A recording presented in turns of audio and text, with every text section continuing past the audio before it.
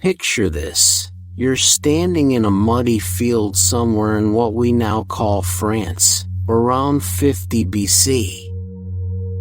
There's no Eiffel Tower piercing the sky, no smell of fresh croissants wafting through cobblestone streets, and definitely no tourists complaining about overpriced coffee.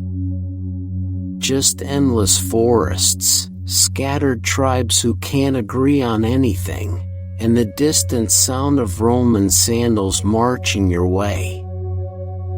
This is where our story begins, not with grand palaces or romantic poetry, but with the messy, beautiful, utterly human process of building a nation that would one day teach the world how to make both wine and revolution. The Romans arrived like that friend who shows up uninvited but brings really good food.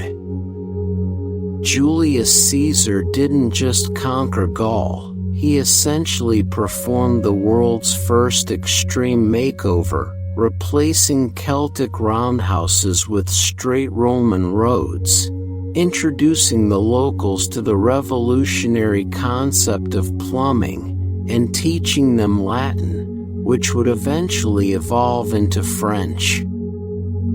Imagine being a Gallic warrior one day, painting yourself blue and charging into battle, and the next day learning to read Latin tax documents. Talk about cultural whiplash. But here's where it gets interesting, and where most history books politely cough and change the subject. The fall of Rome wasn't like flipping a light switch. It was more like watching a very slow, very dramatic soap opera unfold over centuries. As Roman legions gradually packed up and headed home, they left behind a fascinating mess, half Roman, half Celtic communities who had spent generations figuring out how to live together, raise children, and argue about property lines in two different languages. Enter the Franks, not the hot dogs, but a Germanic tribe with an impressive talent for both warfare and administration. Clovis, their king, made perhaps the smartest political move in European history when he converted to Christianity around 496 AD. Picture this scene: a pagan king, surrounded by his equally pagan warriors, suddenly announcing he's found religion. His wife Clotilde had been nudging him toward Christianity for years, proving that even in the Dark Ages, married couples had the same conversations about Sunday morning plans that echo through kitchens today. This wasn't just about personal faith. Clovis understood something that would echo through French history for the next 15 centuries. In a world where your neighbors might invade you on Tuesday and invite you to dinner on Wednesday, you need legitimacy that transcends tribal loyalty. Christianity provided that bridge, connecting scattered communities under a shared set of stories, laws, and, crucially, a calendar that told everyone when to plant crops and celebrate festivals. The next few centuries blur together like pages in a water-damaged book, but imagine the daily reality for ordinary people living through this transformation. A farmer in what's now Normandy might wake up one morning under Carolingian rule, spend his afternoon dealing with Viking raiders who decided to stick around and become neighbors, and fall asleep that night with his children speaking a mixture of Latin, Germanic dialects, and whatever the Vikings brought with them. This wasn't chaos, It was the slow, patient work of cultural mixing that happens when people share tools, trade recipes, and inevitably fall in love across tribal lines. Charlemagne arrives like a medieval superhero, crowned Holy Roman Emperor on Christmas Day 800 AD, uniting much of what would become France under a single crown. But empires, like soufflés, have a tendency to collapse when you're not watching. His grandsons divided his realm in 843 AD with the Treaty of Verdun, essentially drawing the first rough sketch of modern France on a map.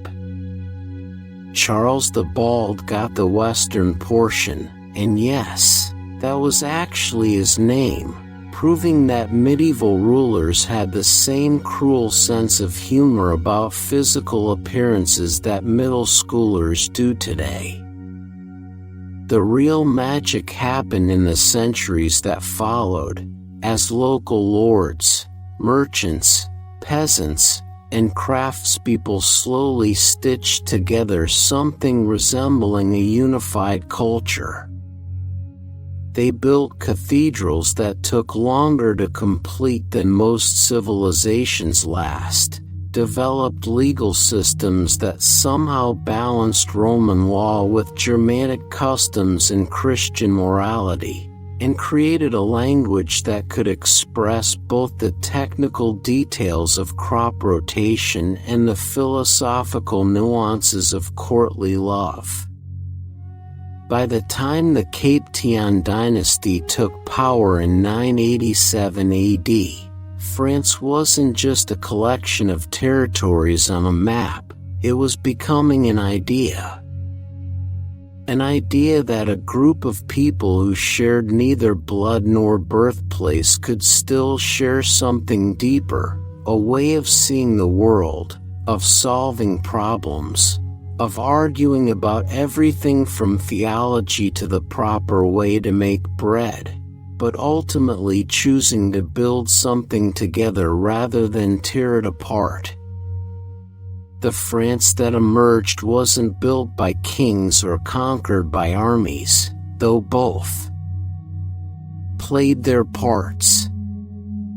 It was built by countless ordinary people making extraordinary choices, to learn their neighbor's language, to adapt foreign customs, to create new traditions that honored both past and future.